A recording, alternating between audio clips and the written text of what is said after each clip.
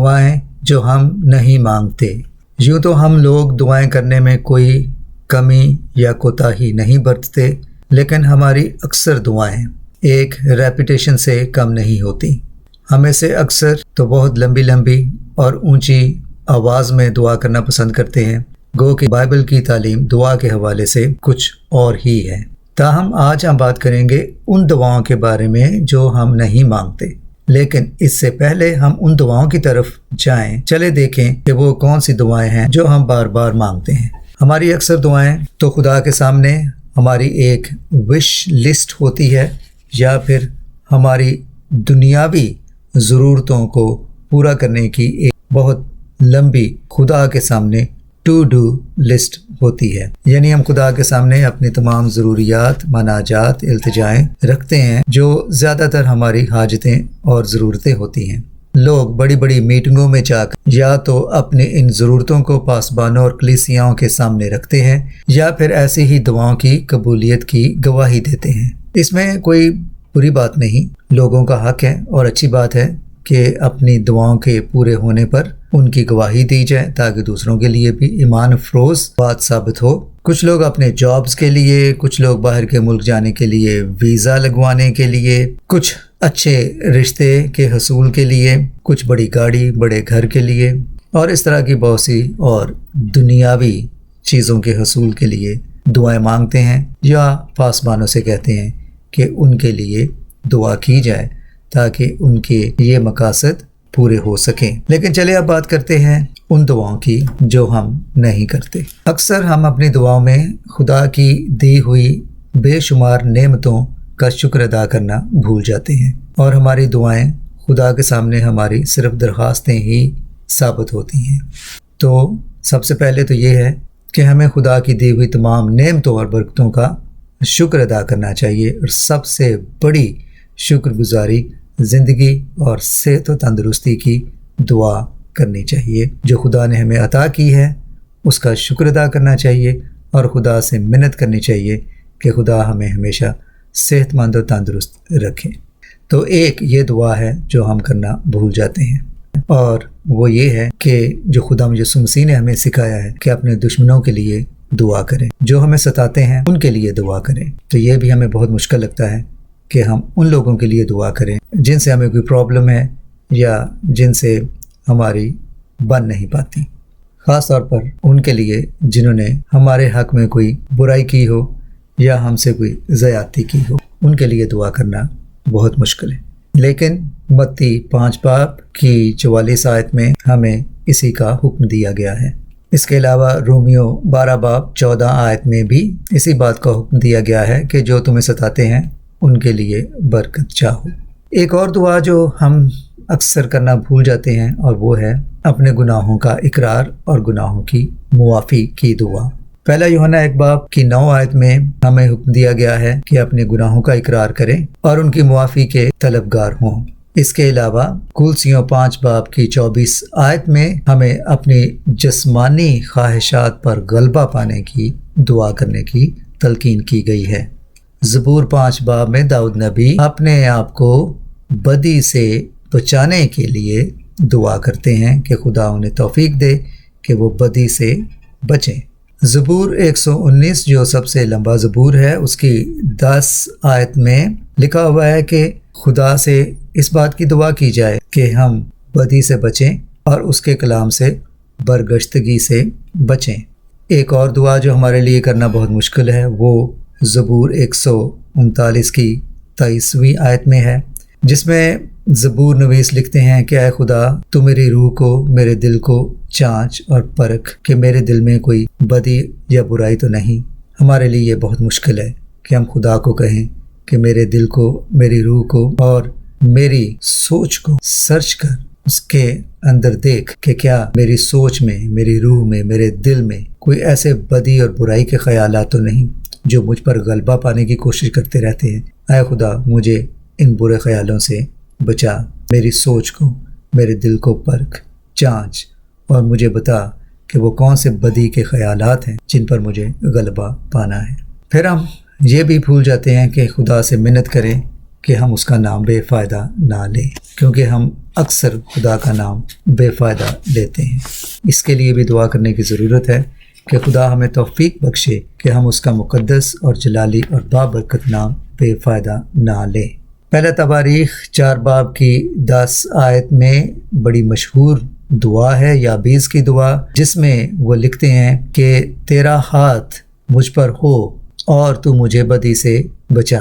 ہم خدا سے اکثر اس بات کی تو دعا کرتے ہیں کہ اس کا ہاتھ، اس کی شفقت ہم پر بنی رہے، لیکن بدی سے بچنے کی دعا نہیں کرتے، کیونکہ یابیز لکھتے ہیں مجھے بدی سے بچا تاکہ میں دوسروں کے لیے غم کا باعث نہ بنوں۔ اس کے بعد ہم دیکھتے ہیں کہ دانیل نبی کی مشہور دعا جو انہوں نے دانیل 9 باب کی 5ویں آیت میں بیان کی ہے، لکھتے ہیں کہ خدایا مجھے اپنے احکام سے برگشتگی سے بچا، کیونکہ اس دعا میں وہ خدا کے احکام سے برگشتگی پر اپنے دلی ملال کا اظہار کرتے ہیں۔ حبقوق کے 3 باب کی 11 سے 18 آیت میں حبقوق نبی کی ایک بہت ہی خوبصورت دعا ہے، جس میں انہوں نے بڑی خوبصورت باتیں کہی ہیں کہ اگرچہ انجیر اپنا پھل نہ دے، اگرچہ میرے اوپر بہت سی مصیبتیں آئیں، تو بھی میں خدا سے محبت رکھوں گا، تو بھی میں اس کے نام کو مبارک کہوں گا۔ یہ بڑی خوبصورت دعا ہے، اور میں سب سے درخواست کرتا ہوں کہ اس دعا کو ضرور پڑھیں اور خدا سے مانگیں کہ وہ ہمیں توفیق دے کہ ہم بھی حقیقت میں یہ دعا اپنے لیے کر سکیں اور اسے اپنی دعا بنا سکیں۔ جیسے پہلے کہا گیا کہ ہمارے لیے بہت مشکل ہے ان لوگوں کے لیے دعا کرنا جو ہمیں ستاتے ہیں یا جن سے ہمیں کوئی اپنے ذاتی یا سماجی معاملات میں پرابلم ہے، جن سے ہماری بن نہیں پاتی، ان کے لیے دعا کرنا ہمارے لیے بہت مشکل ہوتا ہے۔ لیکن آپ اندازہ کریں کہ استفنس نے ان لوگوں کے لیے بھی مرتے وقت جن کے ہاتھوں سے وہ شہید ہو رہے تھے، ان کے لیے بھی دعا کی، اپنے ایمان پر آخر تک قائم رہے اور اپنے قاتلوں کے لیے بھی دعا کی۔ اعمال 7 باب میں استفنس کی یہ دعا جو وہ شہید ہونے سے پہلے اپنے قاتلوں کے لیے، اپنے اظہار ثانی دینے والوں کے لیے کرتے ہیں، یہ بھی ہمیں پڑھنی چاہیے اور خدا سے ہمت اور توفیق مانگنی چاہیے کہ کاش ہم بھی ایمان کے اس بلند مرتبے پر پہنچیں جو استفنس کو حاصل ہوا، اور وہ موت کی بام پہ کھڑے ہوئے بھی ان لوگوں کے لیے یہ دعا کر رہے تھے کہ خدا انہیں معاف کر، کیونکہ وہ ان کا بھی مرتے وقت بھی بھلا ہی چاہتے تھے۔ زبور 19 باب میں داؤد نبی خدا سے درخواست کرتے ہیں کہ اے خدا مجھے پوشیدہ عیبوں سے پاک کر اور مجھے بے باکی کے عیبوں سے بھی محفوظ رکھ۔ یہ نہایت ہی خوبصورت اور نہایت ہی روحانیت سے بھرپور دعا ہے کہ خدا سے ہم ان گناہوں کی، ان عیبوں کی معافی کے لیے درخواست کریں کہ خدا ہمیں ان سے بچائے جو صرف ہم جانتے ہیں کہ یہ گناہ ہم سے سرزد ہوتے ہیں۔ یہ پوشیدگی کے گناہ اور بے باکی کے گناہ دونوں کے لیے داؤد نبی خدا سے دعا کرتے ہیں کہ اے خدا باپ مجھے ان سے بچا۔ اس کے علاوہ داؤد نبی خدا سے مانگتے ہیں کہ خدایا میرے منہ کا کلام تیرے حضور مقبول ٹھہرے، یعنی میں خدا کا نام بے فائدہ نہ لوں، یہاں تک کہ میرے خیالات بھی خدا کے حضور مقبول ٹھہریں۔ کیا ہم ایسی دعا کرتے ہیں کہ خدا ہماری سوچ کو، ہمارے خیالات کو بھی اپنی مرضی کے مطابق چلائے، ہمیں توفیق دے کہ ہماری سوچ، ہمارے خیالات اس قدر پاکیزہ اور خدا کے نزدیک پسندیدہ ہوں۔ زبور 139 میں زبور نویس لکھتے ہیں کہ خدایا میرے دل کے خیالات کو پرکھ جانچ تاکہ میری سب روشیں تیرے نزدیک پاک ٹھہریں۔ اور پھر ایک اور دعا جو ہم کرنا بھول جاتے ہیں، اور وہ ہے خدا سے حکمت کی دعا۔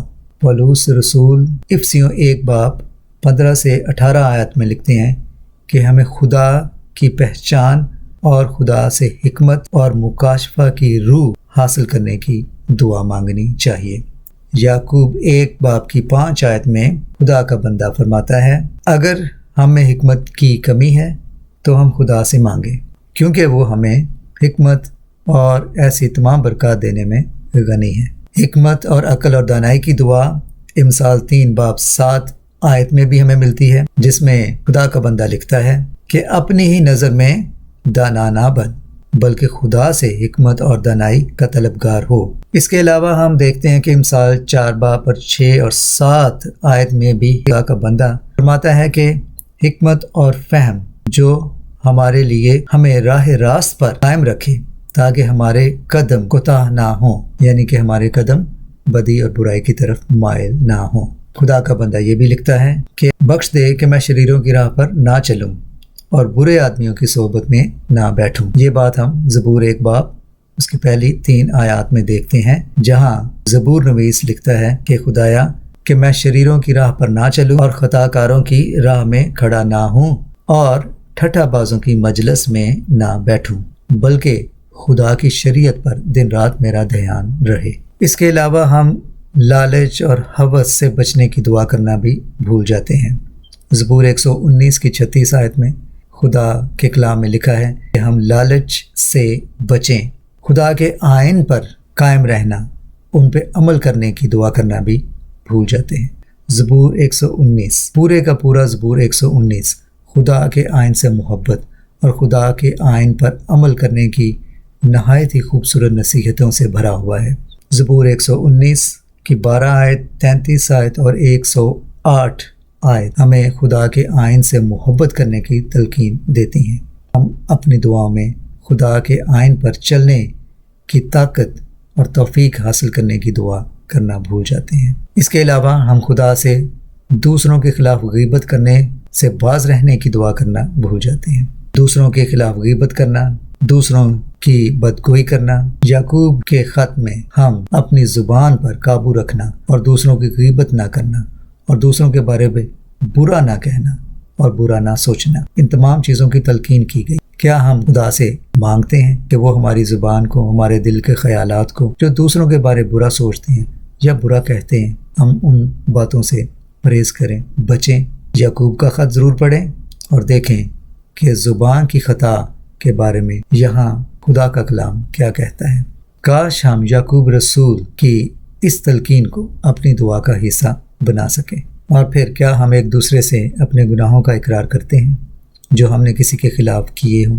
کیا ہم اس بات کا اقرار کرتے ہیں کہ میرے بھائی، میرے دوست، میرے عزیز یا کوئی بھی، ہم نے تیرے خلاف یہ بات کی، ہم نے تیرے بارے میں یہ بری بات کی، ہم نے تیرے بارے میں یہ برا چاہا، ہمیں اس کی معافی دے؟ کیا ہم ایک دوسرے کے سامنے ایک دوسرے سے اپنے گناہوں کا اقرار کرتے ہیں؟ حلیمی کی دعا، کیا کبھی ہم خدا سے حلیمی کی دعا مانگی ہے؟ کیا خدا ہمیں حلیم کر، ہمارے دلوں میں فروتنی پیدا کر؟ اور آخر میں خدا یسوع مسیح کی سکھائی ہوئی دعا جو ہم اپنی ہر دعا کے بعد اور چرچ میں بھی اکثر یہ سب دعا کرتے ہیں، جسے ہم دعائے ربانی کہتے ہیں، کیا ہم نے کبھی اس دعا میں، خدا یسوع مسیح کی سکھائی ہوئی دعا میں، کبھی ایک مقام پر ٹھہر کر سوچا ہے خدا یسوع مسیح نے اس دعا میں ہمیں کیا سکھایا ہے؟ جب وہ یہ فرماتے ہیں کہ جب دعا کرو تو اس دعا میں یہ بھی ایک ضروری بات ہے کہ جس طرح سے ہم اپنے قرض داروں کے یا قصورواروں کے قصور معاف کرتے ہیں، تو بھی ہمارے قصور ہمیں معاف کر۔ ہم خدا سے تو اپنے قصوروں کی معافی کی دعا مانگتے ہیں، لیکن اس سے پہلے جو شرط ہے اس کو نظر انداز کر دیتے ہیں، اور وہ شرط یہ ہے کہ جس طرح سے ہم اپنے قصورواروں کو ان کے قصور معاف کرتے ہیں، تو بھی ہمارے قصور ہمیں معاف کر۔ تو خدا نے تو یہ شرط رکھ دی ہے کہ پہلے اپنے قصورواروں کے قصور معاف کرو، تو پھر میں بھی تمہارے قصور معاف کر دوں گا۔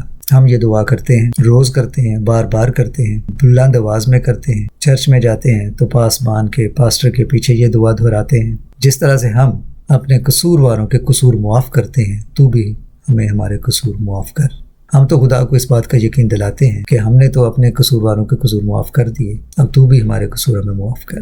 لیکن کیا ایسا ہوتا ہے؟ کیا ہم نے اپنے قصورواروں کے قصور معاف کیے جو ہم خدا سے یہ دعویٰ کرتے ہیں کہ تو بھی ہمارے قصور ہمیں معاف کر؟ سوچئے، تو یہ ہیں وہ دعائیں جو ہم نہیں کرتے۔ اور دعائیں ربانی تو ہم کرتے ہیں لیکن سوچے سمجھے بغیر۔ جس طرح سے ہم اپنے قصورواروں کے قصور معاف کرتے ہیں، تو بھی ہمارے قصور معاف کر۔ لیکن کیا واقعی ہم اپنے قصورواروں کے قصور معاف کرتے ہیں؟ سوچئے۔